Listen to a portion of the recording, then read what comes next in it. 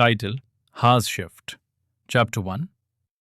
नागरिकों को सूचित किया जाता है, लॉकबेन से 17 किलोमीटर पश्चिम में एक हाज शिफ्ट देखा गया है। सीन 2। धुंध आगे बढ़ती है।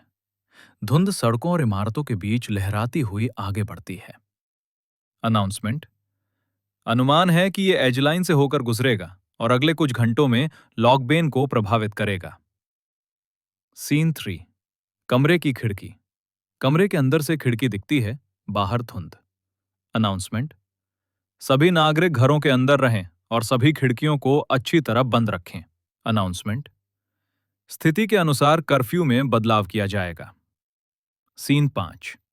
अचानक आवाज। धुंध कमरे के पास से गुजरती है। आवाज, किसी की पुकार। स्लेड! सीन 6। एक महिला घबराई हुई हालत में दरवाजा थोड़ा खोलकर अंदर झांकती है। क्या तुमने न्यूज नहीं सुनी? उन्होंने अभी अभी एक हाज शिफ्ट रिपोर्ट किया है। तुम्हें जाकर अपने भाई को लाना होगा। प्रोटैगनिस्ट का रिएक्शन।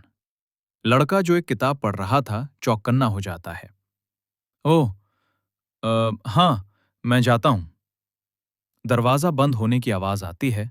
क्लैक। लड़का अकेला रह जाता है और सोचने लगता है। उसके चेहरे पर गंभीरता है। उसे शायद लगता है कि रेऊ अपने दोस्त के घर पर है। लेकिन फ्लैशबैक या पुरानी याद। दो लड़के, रेऊ और बेंजी, एक अंधेरी गली में खड़े हैं और हाथ हिला रहे हैं। हम एजलाइन जा रहे हैं, हमारे लिए बहाना बना देना, ओके? सीन 9। तैयारी। लड़का तेजी से अपना बैग पैक करता है। मुझे पता है कि रेऊ और बेंजी शहर की हड़ों से बाहर निकल रहे हैं। बैग के अंदर एक फ्लैशलाइट और 2 चॉकली बार्स रखे जा रहे हैं। लड़का अपना जैकेट/हुडी ठीक करता है और बैग पहनता है। वो लोग एजलाइन स्लम्स में हैं। सीन 10। एक सुनसान शहर, काले बादल और आसमान में एक बड़ा लाल सूरज या चांद दिखाई दे रहा है। बर्फ गिर रही है। लड़का एक पुरानी लोहे की बात के पास पहुंचता है। वहां एक नोटिस बोर्ड लगा है। लॉकबेन के नागरिकों का यहां से आगे जाना माना है। वापस मुड़ जाओ वरना कानूनी कार्रवाई होगी।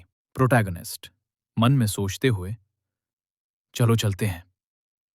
प्रोटैगनिस्ट हिचकिचाते हुए, मुझे ये सब ठीक नहीं लग रहा, मगर साह भरना। लड़का अपना बैग फेंस के ऊपर से फेंकता है। Phup!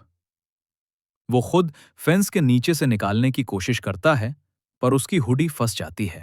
Protagonist, stupid fence. Protagonist हिम्मत जुटाते हुए, जो भी हो, कम से कम रेऊ हमेशा एक ही जगह पर मिलता है। बस उससे लेकर आता हूं और फिर ये सब खत्म हो जाएगा। लड़का एक गहरी अंधेरी गली में दाखिल होता है जहां बर्फ जामी है और बड़े बड़े पाइप्स लगे हैं। वो अकेला चल रहा है। गली के कोने में 2 छोटे लड़के, एक सफेद बाल वाला और एक काले बाल वाला, एक बड़े कचरे के डिब्बे के पास खड़े हैं। सफेद बाल वाला लड़का, ए बेंजी, हमारा सामान कहाँ है?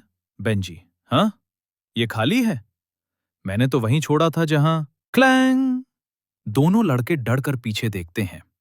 सफेद बाल वाला लड़का अपने मुंह पर उंगली रखता है। श्श, चुप रहो। एक सुनसान बर्फीली गली। बीच गली में एक चुपचाप खड़ी लड़की, हाथ में कुछ पकड़े हुए। दीवार के पीछे से 2 लड़के उसे छुप कर देख रहे थे। सफेद बालों वाला लड़का बोलता है, ये तो बस कोई एजलाइन का बच्चा है। वह आगे बढ़कर आवाज लगाता है, हे किड, ए लड़के। लेकिन लड़की बिल्कुल खामोश रही, कोई जवाब नहीं। वह फिर जोर से बोलता है, अरे मैं तुमसे ही बात कर रहा हूं, कंधे को छूता। हाय! अचानक लड़की घबरा जाती है। डर उसके चेहरे पर साफ दिखता है। डर के मारे लड़की धक्का दे देती है। आओ! डर के मारे लड़की भागने लगती है। अचानक वह रुक जाती है। सामने एक लड़का खड़ा था। दोनों की नजरें आपस में मिलती हैं। स्लेड, इसे पकड़ो, हो सकता है इसके पास हमारा सामान हो। रिव, स्लेड, तुम ये क्या कर रहे हो? एक तो हमें यहां बाहर आने की इजाजत नहीं है और ऊपर से तुम यहां के लोगों से लड़ रहे हो। रिव, बस करो, अभी इस लड़के से माफी मांगो और चुपचाप घर चलो। उसने मुझे पहले मारा था। स्लेड, मुझे कोई परवाह नहीं। तुमने जरा भी सोचा है, अगर पीस कीपर्स यहां आ गए होते तो हमारा क्या होता? क्या तुम कभी अपना दिमाग से इस्तेमाल करते भी हो? लड़की लड़के के गले में पहना हुआ नेकलेस देखती है, फिर अचानक उसके मुंह पर एक जोरदार लात मारती है, नेकलेस छीन लेती है और उसे लेकर गलियों में भाग जाती है। वह नेकलेस उसके पिता का था। रू, घर जाओ, रास्ते में एक हाज शिफ्ट आने वाला है। मैं ज्यादा पीछे नहीं रहूंगा, स्लैश मैं जल्द ही आ जाऊंगा। क्या? तो फिर हमारे साथ वापस चलो, बस चले जाओ। ए बच्चा, रुको, मेरा नेकलेस वापस करो। काले बाल, तेज कदम, और गली के मोड़ पर मुड़ते ही वो अंधेरे में गुम होने लगता है। सीढ़ियों पर भागते हुए गली के मोड़ पर स्लेड बिना रुके उसका पीछा कर रहा है, लेकिन अचानक रास्ता खत्म। उसने नेकलेस को अपने दांतों से जोर से दबा लिया ताकि वो उन ऊंचे पाइपों पर चढ़ सके। ओह, कम ऑन! लड़का भी उसी पाइप पर चढ़ने लगता है। वह लड़की के पीछे पीछे दीवार की तरफ बढ़ता है। लड़का अचानक रुक जाता है। उसकी आंखों में हैरानी है और लाल चमकती आंखें। उनके सामने फैला है एक टूटा बिखरा शहर, लाल आसमान, जैसे आने वाले खतरे की चेतावनी दे रहा हो।